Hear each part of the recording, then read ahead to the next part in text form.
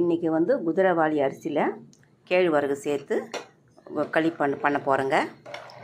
கழுவி அரிசி தண்ணிமாக வச்சுருக்கிறேன். இதில் 3 டம்ளர் போட்டிருக்கேன். சாதம் நல்லா கொதி வந்துடுச்சு. இப்போ வந்து இது 1/2 கிலோ பாக்கிட்டு இதில் பாதி போட்டால் போதும். கரண்டி போட்டு கலக்கூடாது, அப்படியே தான் கொட்டி தட்டு போட்டு மூடணும்.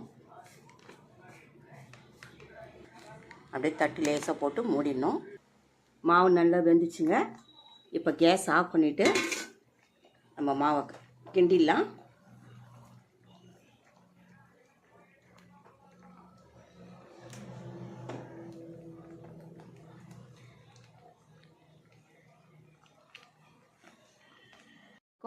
போட்ட மாவுக்கும் கரெக்டாக போச்சு.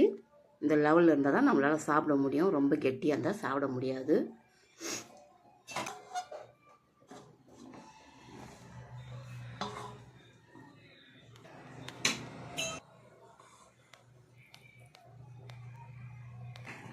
பருப்பு தக்காளி குழம்புங்க.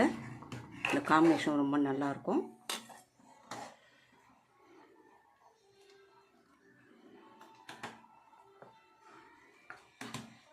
இந்த வீடியோ பிடிச்சிருந்தா லைக் பண்ணுங்கள், ஷேர் பண்ணுங்கள், கமெண்ட் பண்ணுங்கள், சப்ஸ்கிரைப் பண்ணுங்கள். தேங்க்யூ.